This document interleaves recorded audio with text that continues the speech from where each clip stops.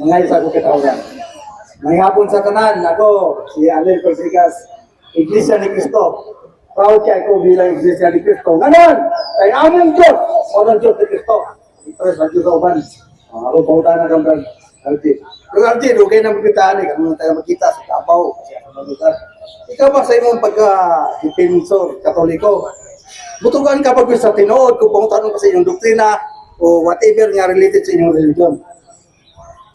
Nagpasalamat ko nga proud yun kayo si Migo nato nga Arnel sa iyahang pagka-iglesia ni Cristo pero katong giparehistro ni Manalo. And Jeremias kapitulo 17 versikulo 5 kung wala ko masayop sa setas. Ingon pa ni propeta Jeremias, tinunglo ang tao nga mosalig sa tao. Disgrasya gyud tadi kung magpasakop ta sa bundok ito ko ng tao kay matin. Ayaw sa lagi. Ay kanina pasandi po ko sa guwang to. Pasandi ko, gipasagda na kami intro. Manang ako, pasandi po kang mag-intro po ko sa mga tubali mo.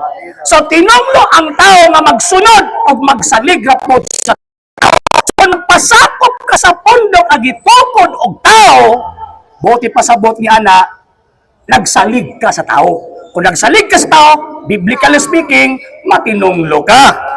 Number 2, ingon pa niya, butog ang daong tinood, based sa pagtulong sa Iglesia Katolika, based sa pagtulong sa Iglesia Katolika mo, na kung itugan, mabitaw nagbarog ko diri, mabitaw nagtindog ko diri, kay sumala sa tudlo sa Iglesia Katolika, di tudlo sa pari lang ha, di tudlo sa obispo lang ha, di tudlo sa, yung tudlo sa Iglesia Katolika, buti pasabutin na official teachings of the Catholic Church, not the opinion of individuals, for example, priest, bishop, and cardinals, or bisang pagkisang theologian. Ako ang gibarugan diri, mubarog ko, ni barog ko, pagalipdan ako, ang tudlo sa Iglesia Katolika, dili ang opinion ni bisang kinsang particular Catholics na pwede hilig mo na sila quote og libro ni tawag ining Francis Casili, ano na sila eh, niya pagkaman ipahaom-haom nga tudlo sa Iglesia Katolika. Okay, next question. Daghang kayong salamat na dungog yun nato nga mutugan dito sa tinood. Akong pauta, Brother Archie. Si Kristo nakasulat sa 17 Notres o 20:17 sa Juan nang usa ka matuod nga Dios ilon ang amahan. Unya gisugo pagayon niya si Magdalene.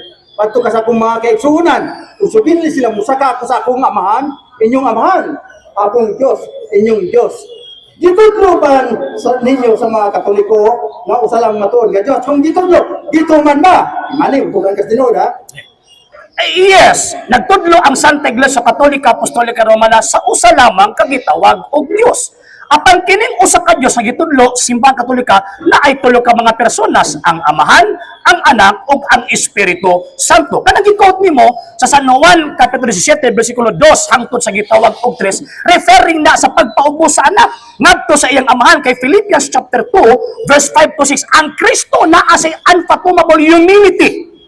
Bisan siya Diyos, apan wa sa nakagpupong sa Diyos. Buot ipasabot niya na sa diyang nisulti si Kristo, akong Amahan, matuod nga Diyos ka na profession of faith ka na nga usa lamang yun ang Amahan. Apan naapoy usa lamang kabugtong anak nga Diyos nga mao ang atong Ginoong Hesus Kristo. Anya ang San Juan kapitulo 7 bersikulo 3 wa nga na mag-deny sa pagka-Diyos ni Kristo. Nga naman kay profession of faith magud na nga sumala pa ni Ginoong Jesucristo, makailaunta sila kanimo, Amahan, ang bugtong matuod nga Dios o kang Jesucristo nga imong gipadala. Unsaon man pag-ila si Kristo nga iyang gipadala? San Juan kapitulo 1 bersikulo 18 sumapa sa mga apostol, walay tao na nakakita sa Dios apan gipaila si kinato pinaagi sa bugtong anak nga Dios. So therefore, kanang giingon sa 17:3, bugtong Amahan nga Dios na. Kaya ang namulong, ang niingon, mauman ang bugtong anak nga Dios. And lastly, katong ingon nimo nga niingon si Kristo kang Magdalena, nga moadto ako sa Amahan, inyong Amahan, akong Dios, inyong Dios. Nagpasabot lamang ka na nga ang pag-ila nimo nga Dios Amahan dili sama sa pag-ila ni Kristo nga Dios. Nga naman tungod kay kung pareho pa nato siya nga pag-ila, dapat ingon to siya nga moadto ako sa atong Amahan. Muadto ako sa atong Dios kay pa same siya nato. Ko dili ingon siya akong Amahan, inyong Amahan. Kanong inyong Amahan tungod kay adopted sons and daughters ta pinaagi sa kanya Kristo. Efeso kapitulo 1 bersikulo 5. Ang Kristo dili man adopted. Ang Kristo usa man siya ka only begotten. St. John chapter 3 verse 16. Managlahi. So ang pagkaanak ni Kristo o kita dili pareho. Kita adopted, ang Kristo consubstantial, body pasabot, same in nature. Pag-ingon niya, akong Diyos, inyong Diyos, tinuod man na po.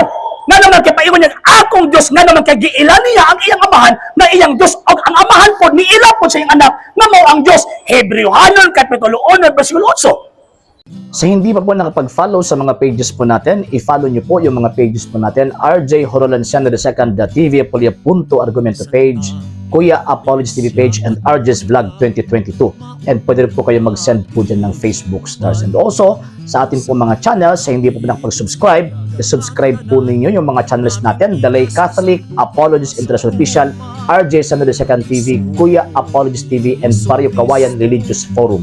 And pwede rin po kayo mag-send po dyan ng super sticker, super chats, and super thanks. And maraming salamat po sa mga kapatid at mga Katoliko na always pong tumutulong sa programa po natin. Maraming salamat po. Nang dahil po sa tulong at suporta po ninyo, ang programa pong ito, until now, andito pa rin po sa social media. And until now din po, nangangailangan pa rin po tayo sa tulong at suporta po ninyo dahil wala po kami magagawa rito mga sir, mga ma'am, kung wala po yung tulong at suporta po ninyo. Sa gusto pong tumulong, sa gusto pong sumuporta, pwede po ninyong ipadala ang tulong at suporta po ninyo sa pamamagitan po ng ating mga account numbers dyan po sa ating pong screen.